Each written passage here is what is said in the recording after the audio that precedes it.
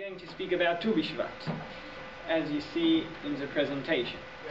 And Tu-B-Shevat is a very interesting festival because it has evolved during the years in many ways to very different traditions throughout the year. And what I want to try and do today is follow Tu-B-Shevat from when it began or where we think it's begun, and through the evolution it's made past the years, and see different aspects of Tu-B-Shevat.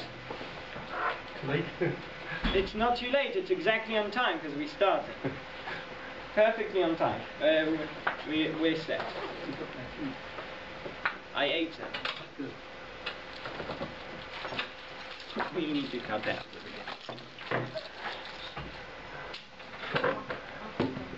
Okay.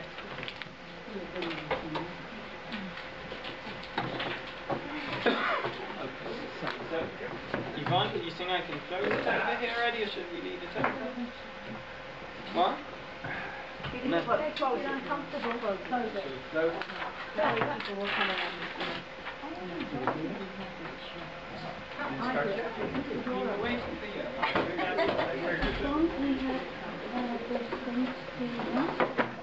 We can support you. So now they have the spirit behind the Okay. So, we'll start again.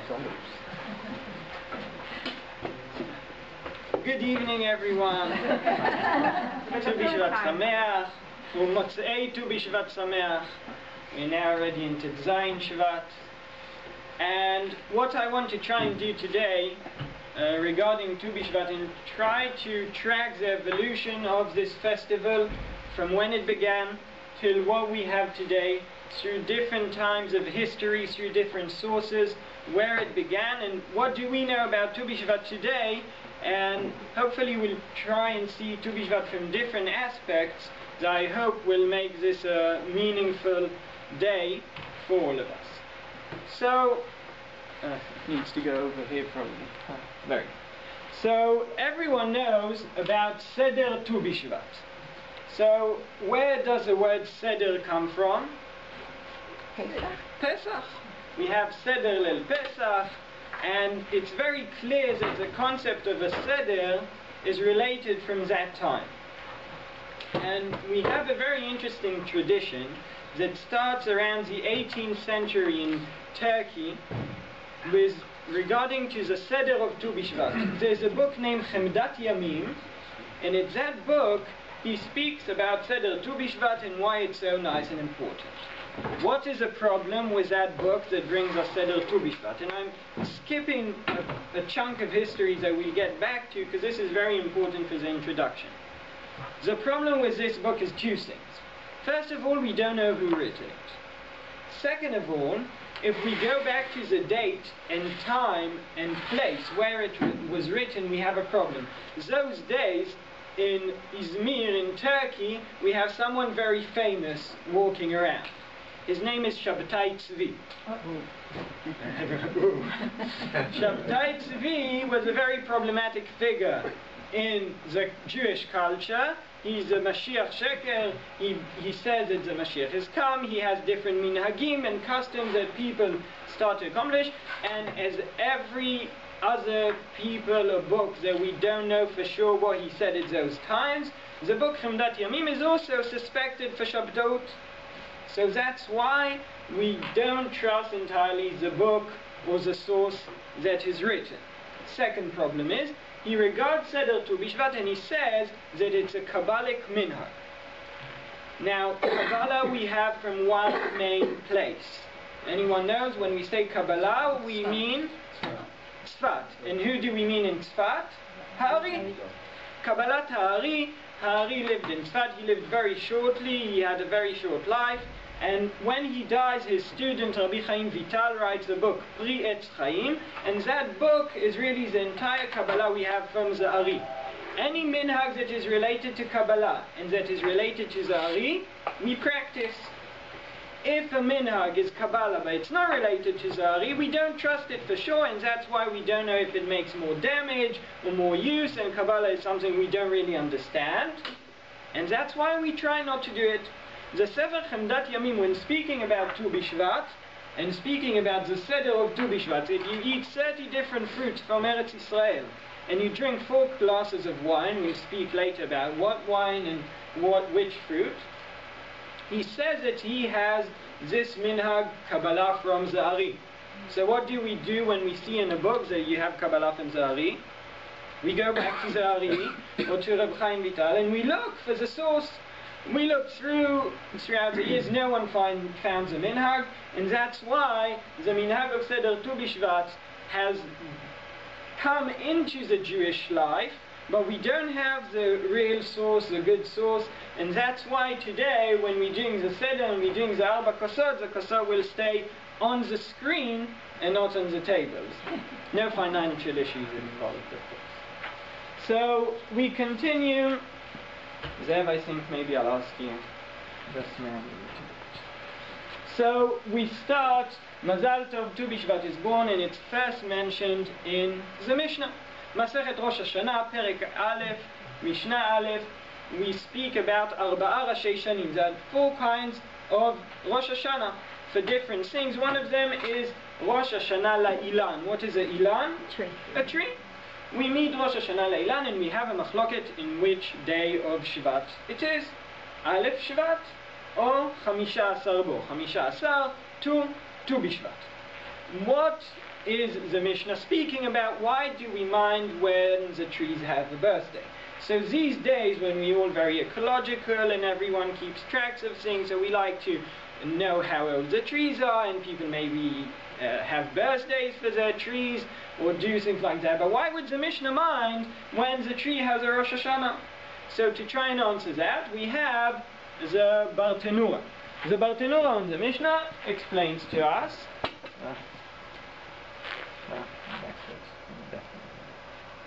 That's a problem with technology, it doesn't always listen to. Very good. So, the Bartenura speaks about the issue of Tu-B-Shevat and why we mind when is the birthday of the tree. So, the Bartenura says the following: Le'inyan ma'aser perot she'en ma'asrim perot ilan shechantu kodem Shvat. We have the issue of Trumot and Ma'asrot. Maaser is when I have a field, I need to give a certain amount to the Kohen, a certain amount to the Levi, a certain amount from what I'm giving to the Levi to the Kohen, a whole issue of Trumot and Ma'asrot that I need to give from my fruit to the other people in order to maintain a good, nice and equal society. Now I have now in my barn a huge amount of fruit and I want to give Maaser. So how do I calculate it? I take the total sum, I divide it into the amount I need to divide, and I give it. Now what happens if I have crops from different years? Tells us the Mishnah that we look when the tree started to grow, when the fruit starts to grow on the tree. All the fruits that blossomed before Tu-B-Shevat belong to last year, and you need to give maaser for them with the fruits of last year. All the trees that blossom after Tu-B-Shevat are related to the next year. Why does it matter? Because we have a halacha that you can only give maaser from things that match. From the same year, you can give from one on another. So if you have fruit that don't belong to the same year, it doesn't work together. Second issue we have a cycle of Shemitah in the Jewish life, 7 years. 7th year is Shemitah, we don't work the land, that everyone knows. The other thing we have is Maaser Sheni and Maaser Ani. Those are 2 Trumot u'Maasrot that we give. Maaser Ani goes to the poor, Maaser Sheni is another Maaser, another percentage that goes to the Kohen. On years 1, 2, 4 and 5, the Maaser goes to the Kohen, Maaser Sheni. We eat it in Jerusalem, it's one issue. In years Gimel and Vav, 3 and 6, the Maaser goes to the Ani, to the poor. Also, according to Tu-B-Shevat, when we get to the 3rd year after Tu-B-Shevat, till the next Tu-B-Shevat, it belongs to the Ani. Before Tu-B-Shevat, it belongs to the 1st and 2nd year, to Maaser Sheni. That's why we need to know when Tu-B-Shevat is. So what does Tu-B-Shevat represent for us in the eyes of the Mishnah? Think about the time of the Mishnah. A person gets to Tu-B-Shevat. Now what does he need to do? A person goes down to his field and he takes a look at the trees and he sees what's going on. And he marks to himself what started to blossom and what's blooming late. And he makes order inside his field so he can know how to give the maaser and in which way. When a person does such an action, it's a very strong feeling. Meaning the Mishnah is telling you now that the trees start to blossom, you need to go out and you're not trying to check how many fruit do I have already, are the trees doing well, I need to continue, I need to do this, I need to do that. We're now stopping and I need to calculate what I need to give. Why I'm helping Am Yisrael. How do I calculate what I need to give forward?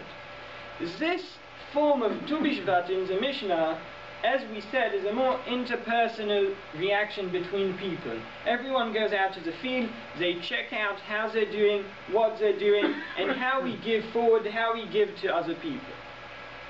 This is what I want us to relate to in the first cup of our Seder. Tu-B-Shevat is a chag that we give to one another, that we try to evaluate what we have and how we estimate what belongs to us and what belongs to others and how we can give. There's a very interesting project that started in Israel in the past years regarding these mitzvot. We know that a Jewish person has Taryag mitzvot, 613 mitzvot that he needs to do. Can one person do all the mitzvot? No. Why? For instance, the mitzvot are only for men, mitzvot are only for women, mitzvot are only Kohanim can do, mitzvot that Kohanim can't do to a certain extent, meaning Pidyon HaBen is a very interesting mitzvah because the Kohen does it, but he can never be the person doing the mitzvah because his son won't be chayav in Pidyon HaBen, all sorts of mitzvot that we can't do. One of the problems in living in the 21st century is that not many of us have fields. Maybe some of you do, I don't want to say for everyone, but we don't have fields, we don't have cattle, and all sorts of mitzvot, especially mitzvot that we call atluyot ba'aretz, that depend on the land of Israel, we can't perform. Especially the mitzvah regarding Tu-B-Shevat and all the changing of the seasons, it's a process that for us these days it's very difficult to see, and it's definitely a few mitzvot that we'll find difficult to collect. Because of that, and because of days like Tu-B-Shevat, in Israel there's a very interesting project going on these days.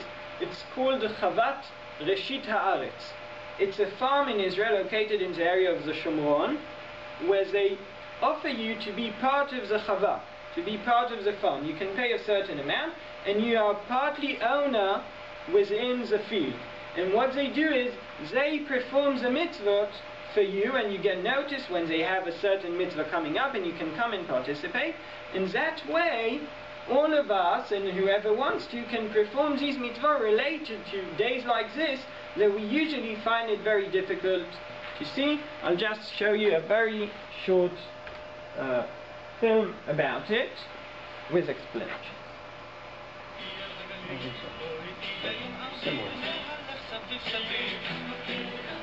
Can you see anything? I'll close the light.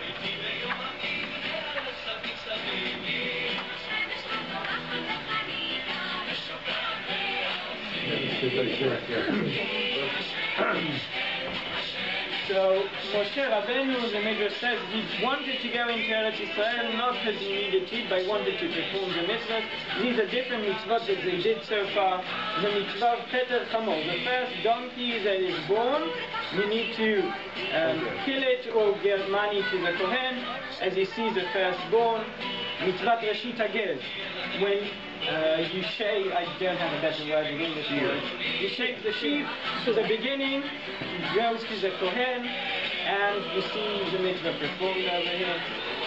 Mitzvat Pe'ah, we need to leave the sides of the field for the four people. Here we have kids from the Talmud Torah coming, taking these grapes, making wine out of it, and that wine is really donated afterwards to different places. And in such a form, we can maybe connect to this Tu-B-Shevat spoken about in the Mishnah, that we go out and we see what's going outside, that these days is difficult. This is a list of all the mitzvot they did so far, and most of us can't do otherwise. You can see mitzvot aseh, soon you see there are also mitzvot not aseh, and all of that is really a way to connect to a Tu-B-Shevat that we don't have in our backyard. So, this is this, and so, as I told you, very short. And now we're going to the second cup. The second cup arrives later in Avot de Rabbi Natan, where Rabbi Yochanan ben Zakkai has something very interesting to tell us. And he speaks about minhag that we are more familiar with these days of Tu-B-Shevat, which is called netiot. We go out and we plant trees. Rabbi Yochanan ben Zakkai Omer, he says, אם הייתה נטייה בתוך ידך, ואמרו לך הרי משיח בא, נטע את הנטייה, ואחר כך צא והקבילר. Rabbi Yochanan ben Zakkai tells us that if I'm in the middle of planting a tree, and someone comes to me and tells me, wait a second, Mashiach has come, leave everything, run, go and say hi to the Mashiach, see how Beit Midrash is built, finish your planting of the tree, and then, and only then, you should go and see if the Mashiach has come. Why would Rabban Yochanan ben Zakkai tell us such a thing? What is the message he's trying to convey to us while he's saying this? I believe that the answer to that will be how a man values a connection to the land, to the ground that he's part of. The action of planting, in Hebrew, we say shata notea, is a very unique action. When you want to have crops, you do an act of zri'ah. When you want to have plants that are more vegetable, seasonal growings, as a tashotel. Neti'ah remarks a process that takes time, a tree, and something that will grow and last for years. It's also a process that takes a very long time until you can have something in your hands. Rabban Yochanan ben Zakkai tells us when someone is doing a netiyah, when someone is putting a tree in the ground, it means he has an understanding of patience, of process, of things going a step at a time. This is also the process of the Geulah, of the Mashiach. We know that the Mashiach comes slowly, one step at a time, with every action that we perform. That's why he's telling us you should know when you're planting that it's a process. So if you understand the process, you need to continue with it. And this, I think, is one connection how Tu-B-Shevat got the netiot. If we'll continue with a more spiritual connection, even though I said before that it's problematic to relate to the Seder Tu-B-Shevat, I wanted us to see a part of the Seder Tu-B-Shevat in what we say there. צריך כל אדם להתפלל על תנובת השדה ועל פירות הארץ. Each person needs to pray for the things the land would grow to us and for the fruits of the land. כי בהם תלויים חייו וחיי כל בני אדם ובהם תלויים חיי כל חי. Man relies and his life lays on what the ground will grow. If the land doesn't grow anything, there's nothing to live from. עם ישראל קשור לפירות הארץ בקשר פנימי הדוק. And here I want to suggest something. I had a discussion about this with Rabbi Tochina. You can definitely agree with him and you'll probably be better off. I had this svara saying that when Rabban Yochanan ben Zakkai says that you shouldn't leave the neti'ah, he's speaking about Eretz Yisrael.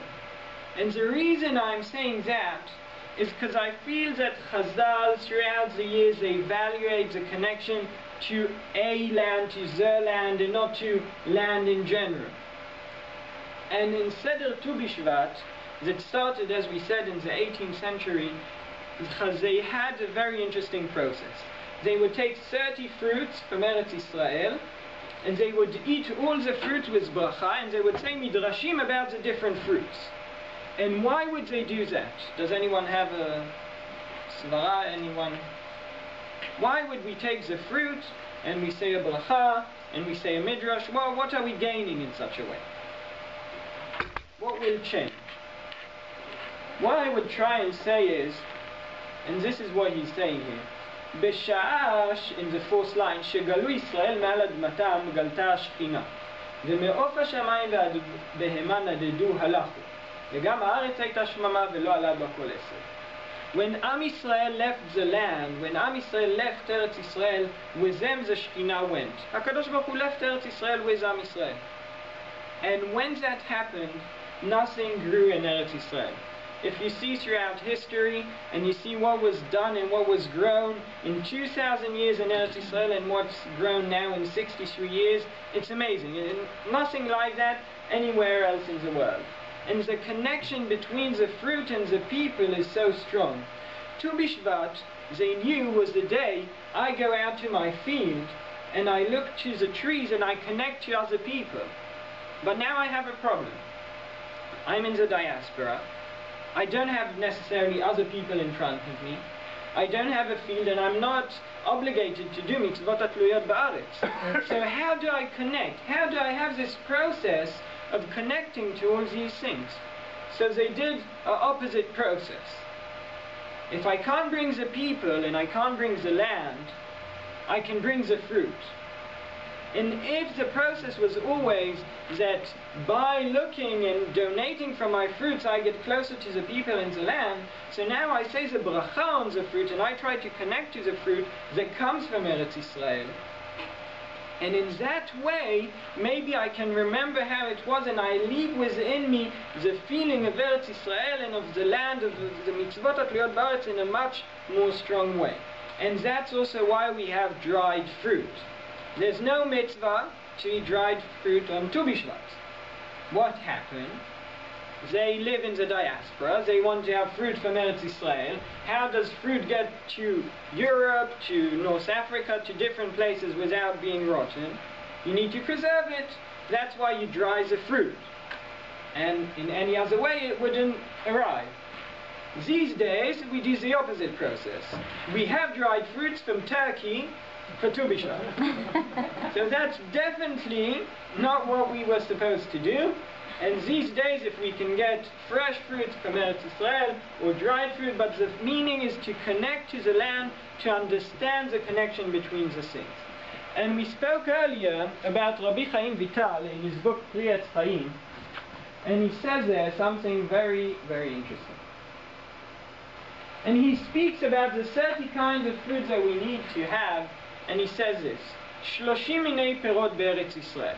Don't check it. It wasn't meant to be checked how many there really are, and these days anything can grow everywhere with the kind help of science. But he says there are 30 kinds of fruit. 10 ne'echalim klipa v'toch. 10 of them we eat both the outside, the peel, and the inside. 10 klipatam ne'echelet v'tocham nizrak. 10 we eat the peel, we eat the outside, and we throw the inside. 10 we eat the inside and we throw the outside. Examples is not that hard. If we look at a fruit, for instance, that we eat all of it. Anyone? I did? Apple. Apple, a fig. Fig is a very interesting fruit, we say in Seder Tu-B-Shevat, because it has no psolet at all, nothing we throw out. Then we have ne'echelet, that we eat the peel, we don't eat the inside. Any ideas? A date, a peach, all these things that we have the garin, we have the pit inside and we don't use. We have all the citrus trees. It's very easy to find those. Banana. Banana? Is banana a tree? No. Big machloket between the Judaism and different parts of science. Interesting issue. What is Rabbi Chaim Vital trying to tell us? They would eat these fruits, and they would say that the connection to Eretz Yisrael, the connection between people, are like the fruit. As we say in Sukkot, that we have the 4 minim, some have mitzvot, some have Torah, some have other things, some don't have any. We say the same about the fruit of Eretz Yisrael. What Eretz Yisrael grows within isn't just fruit, it's also people. And when we use the fruit in that way, we say some people have entirely connection to one another and to God or to family. It doesn't need to be always a connection to Judaism, but there are people that as they are whole. What you see is what you get from beginning to end. And there are people that have hard shells around them, and there are people that inside have their difficulties, but all of them together is part of Am Yisrael, part of Eretz Yisrael, and part of the connection. And when Rabbi Chaim Vital speaks about it, he's trying to tell us that like the fruit of Eretz Yisrael, so the people of Am Yisrael connect. And I think this is again a thing that when we look at Tu-B-Shevat and we eat the fruit, and again we connect to the feeling of unity around us, this is another way to achieve that. And now, isn't there a connection here also with the Korban Pesach, which was 30 people at a time? So it's 30 peyrot and 30 people? So it's a very interesting thing. In the Korban Pesach would be eaten in chaburot, as you say, would be 30 people. There's a source for that. Generally saying, as we have the fruit really not numbered and 30 isn't the necessary number, also in the Korban Pesach, if there are people that eat more or eat less, it wouldn't necessarily be 30, but I definitely think it's a very strong connection. I didn't think about it before, so thank you very, very much. Definitely very interesting. And then we come to the third cup. And here, I want to speak to you about the cups introduced by Sefer Chemdat HaYamim to do with Tu-B-Shevat. Did any one of you ever have a Seder Tu-B-Shevat that you drank 4 kosot of wine? Yeah? Today. Yeah, What time in my life. What wine did you drink? We started off with white wine, and then added a little drop of bread, and with each cup we added Very more nice. bread. Yeah. The Sefer Chemdat Yamim speaks about the 2 different kinds of wine. The white wine and the red wine.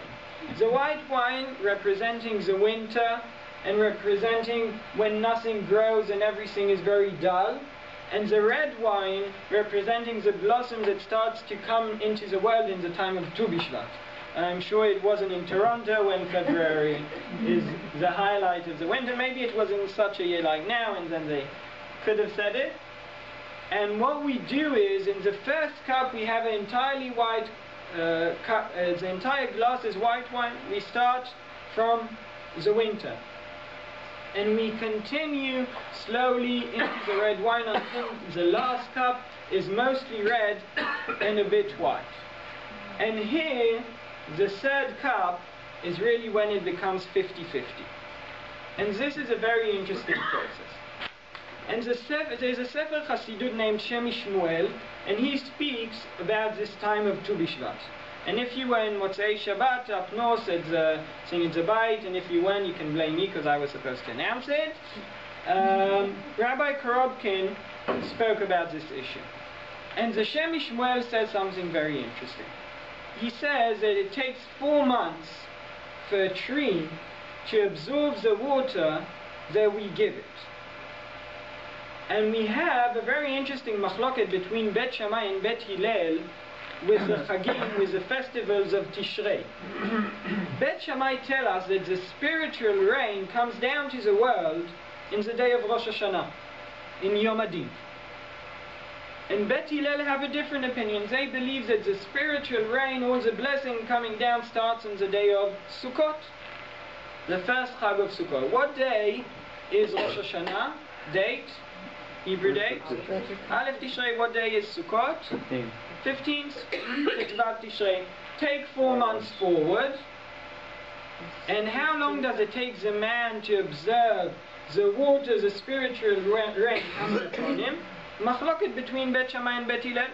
We saw it earlier. Bet Shammai say Aleph Shvat, 4 months from Rosh Hashanah. And Bet Hillel tell us 4 months from Sukkot to Tetvav Tishrei, which comes to Tu-B-Shevat. And Tu-B-Shevat is really a day that spiritual things may be starting to happen to people. And we spoke about the glass turning 50-50, maybe a starting of a changing point in the year. And this is also a feeling that people had when they came to Eretz Israel in the late 19th century. What happened in the late 19th century? There are already several moshavot starting to raise in Eretz Israel. and in the year 1884, the people of Yesod HaMa'ala, Moshava up north, decide that they want to plant trees. How many trees did they plant? 2,000, which is a great amount for the number of people that they were, which isn't listed entirely, but not much more than 200 or 300 people. They plant the first batch of 1,000 trees in Tu-B-Shevat. And why did they decide to do that? So we have a letter written by Elazar Fishel Salomon, and he writes to his father-in-law, and he says the following: ועוד ניתן, we shall plant more. כי חוץ ממה שהיה רווח גדול מהפירות, besides the profits that we have when the crops, when the fruit grow, הלא גם כן נצרך לבריאות. It's necessary for the health. כי האדם עץ השדה, the man is like the tree of the field. הוא חברה אחת, וזה בלא זה אין להם חיים טובים. A tree without a person, or a person without a tree, doesn't have a good life. לזאת ראשית עיסוקנו הוא בנטיעות, כי כן הורה לנו הבורא עולם טרם כל לעסוק בנטיעות, כי גם הוא עשה כן, כמו שכתוב, והייתה אלוקים גן בעדן. When the people come to Eretz Israel in the late 19th century, after nearly 2,000 years that the land is empty, they have a feeling, maybe like HaKadosh Baruch Hu is walking in the Garden of Eden and it's empty and nothing has started yet. They have the same feeling. They're starting something new, and they have the opportunity. And they feel they are obligated, like Hashem did, and He grew the land inside of Gan Eden. They decide to plant trees. And they decide to do it on Tu-B-Shevat, which for them is a time of connection to the land. It's also a very good day, really, to plant trees.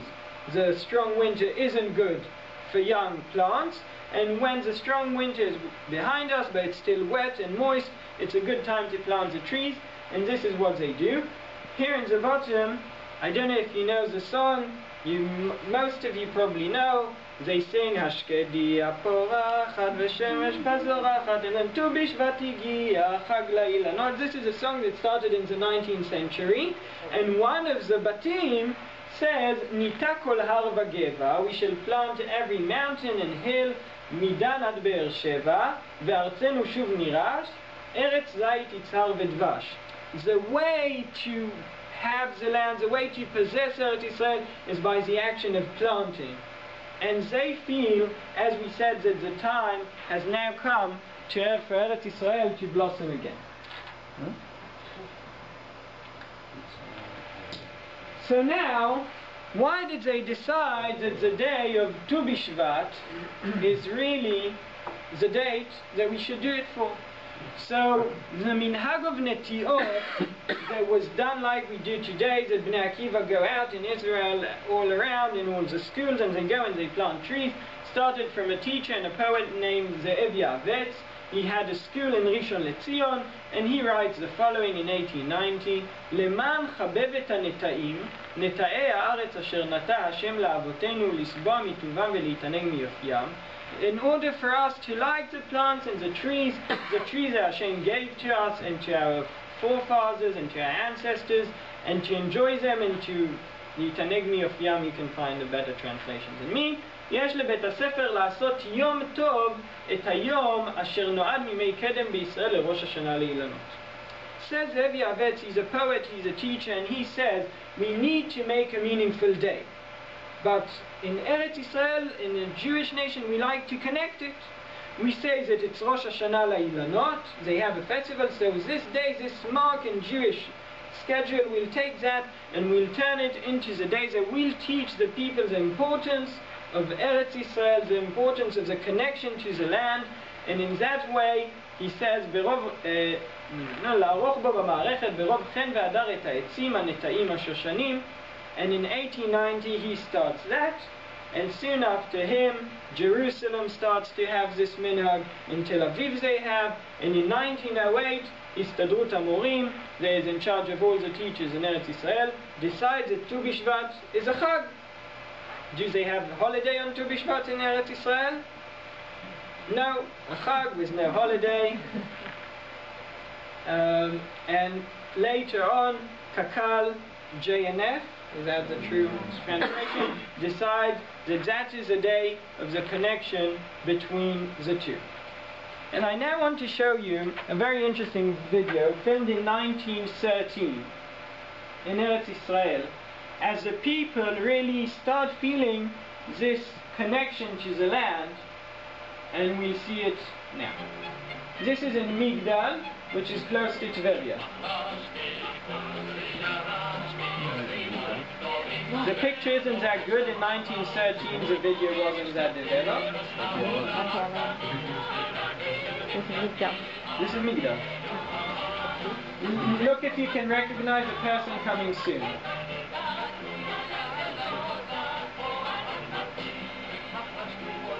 This is Trumpeldor. If you see, he's missing a hand. This is an authentic video from 1913. If we look at the words, they say, "B'mechrashti kol ashri yarashli." When I grow the land, this is all the wealth I need. They speak about the fact, the song speaks about the fact, and this is poems from those days, that I have the blessing because I'm growing with my own hands and with my own spirit, and no one else is doing it for me.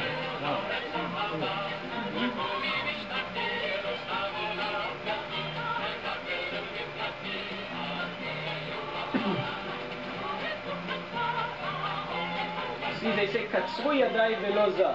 It was done by me in my hand and not anyone foreign. Now we see pictures from Kinneret.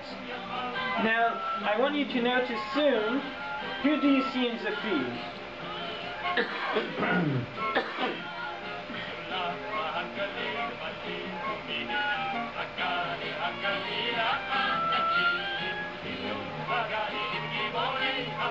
Do you see, it's a bit difficult to see, but do you see a common, anything between all the people working outside? Women. All women. They're all women. Why? Did anyone read the book, Gay Oni, Chavat Ha'alamot? In Kinneret there was a very interesting character named Chana Maisel Shochat. Chana Maisel Shochat comes with the Aliyah Shniya to Eretz Israel, and she gets to Sejera, which is near Tzomet Golani these days. You were there in a restaurant on your campaign to Israel. She gets there and she asks from the headquarters of the Meshek, she wants to work in the field, and he allows her. She gets to a conclusion that the field isn't really a place for women to work in the physical way, but they still can donate a lot. And she decides there are more delicate issues that they could deal with, and they'll do it better than men. She goes to Kinneret, she opens a farm that is just for women, and it's for ladies. She teaches them how to work, and this is really her farm in Kinneret. That's why we see only ladies in there. And in those times, in the days of the Aliyah Shniyah, they tried to conquer three concepts that are very important for them. First one, working the land, it's called Kibush Ha'avodah. They want to feel as if no one is doing for them. This is our land, this is our country, and they feel connected to it. The second one is the security. Who were the guards usually in the Moshavot? Bedouin, Arabs, Cherkessim. The security wasn't done by Jews. As a result of that, many times there were robs, theft, and the guards would just go to sleep. There was an organization called Bar Giora that decided they'll make sure that from now on the security is done by Jews. It seems like a very simple issue, just get someone to do it and we finish with it, but it was the way of profit for these other people, and they didn't give it up so easily. With a bit of force and a lot of initiative, really Sejera was the first place where Bar Giora took the security into their hands, and that was one concept that was very important. And the third thing is the language, to make use again of the Hebrew language and the whole Mif'al of Eliezer ben Yehuda. The people living in that time really connect again to Tu-B-Shevat. They feel as if this is their festival. If we look at the history from those years, there's a very interesting story I once heard from someone that made Aliyah in one of the Aliyot, and he said the train came in through Syria and Lebanon, and they went through Rosh HaNikra. Where you have in Rosh HaNikra? Very nice place, and the train goes by, and they see Rosh HaNikra, and they understand they're in Israel. And what happened was, simultaneously, Nearly. You understood what I meant, probably. All the people go to their bags, take the tefillin, and throw it out of their window. I'm not telling that, so you will do the same. What was the reason they did that?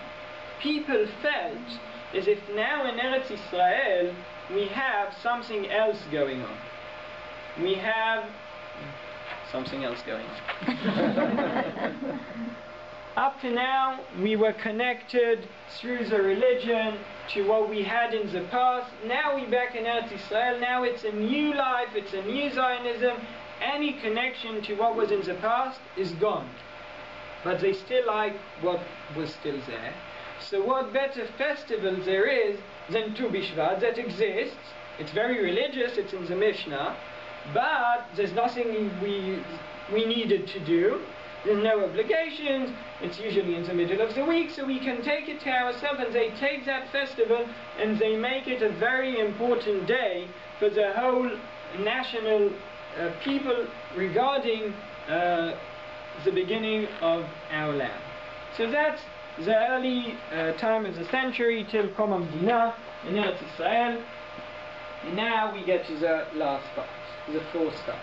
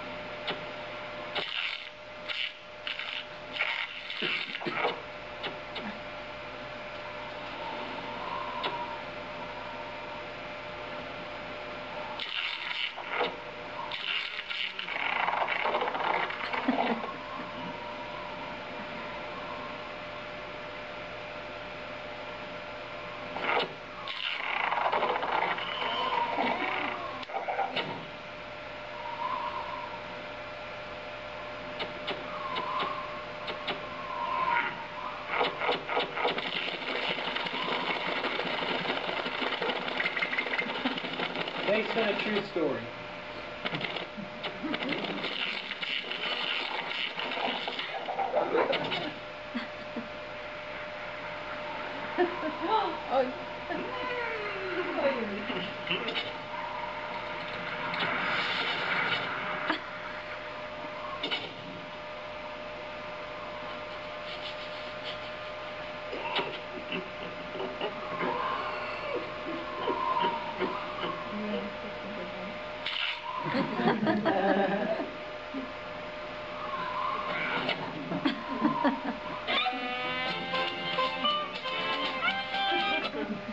So this is a very funny movie.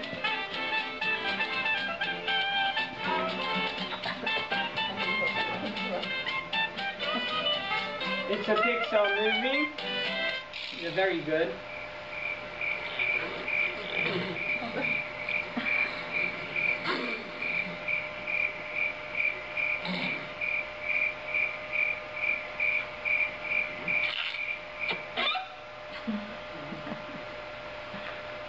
This is very funny, but what happened to Tu-B-Shevat roughly around the year 2000, at least in Eretz Israel, it became an environmental holiday.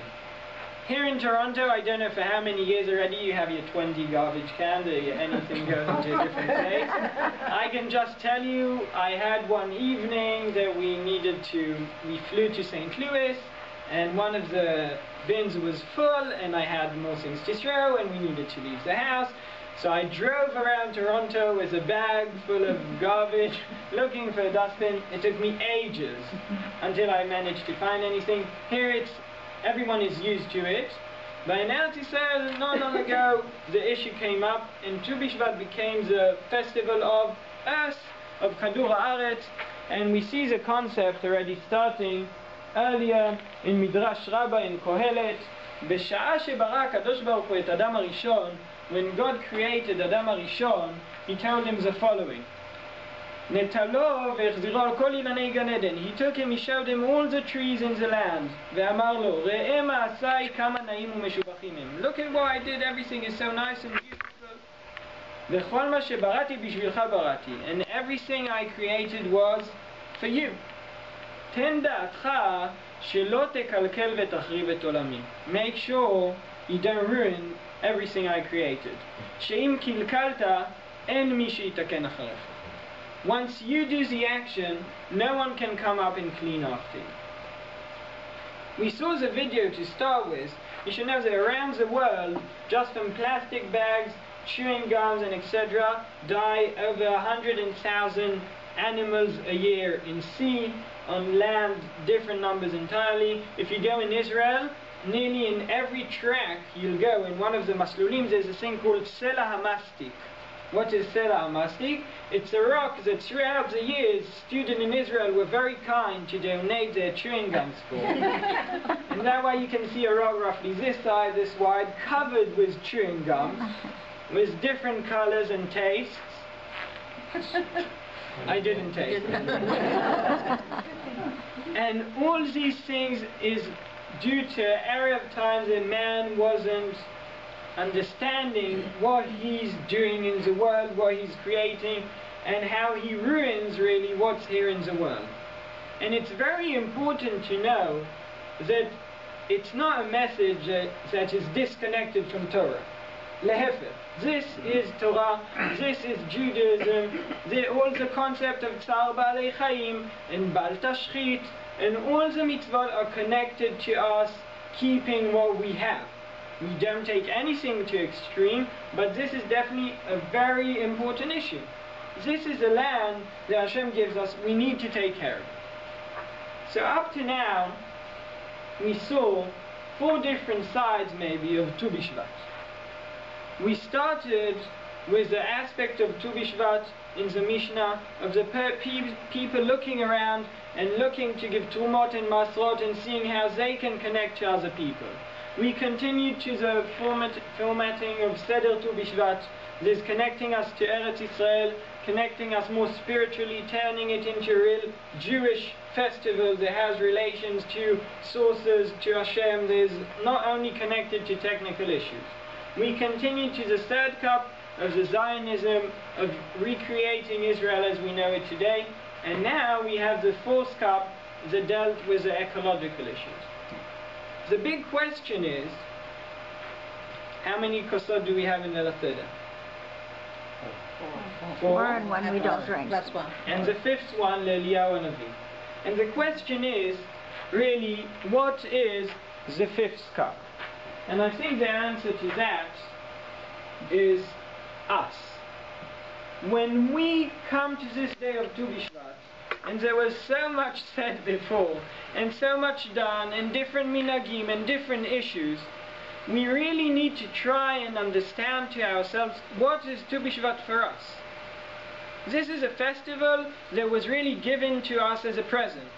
Most of the Chagim, you know what to do when it comes in, when it goes out, what you can do, what you can't, what's the minhag.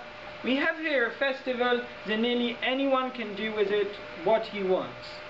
And the question is, throughout the history, people did wonderful things with these days, and with this day of Tu-B-Shevat. And I hope that we can take the different concepts and the different aspects of Tu-B-Shevat and see how we can make a creation and a relation to it by ourselves, and how each and every one of us has a fifth cup, has his kos shel Eliyahu Hanavi that brings the Geula, that brings redemption from his own point of view, and how all of us can, in Be'ezrat Hashem, make this holiday our own through the different aspects given to it by history. Thank you very much for coming.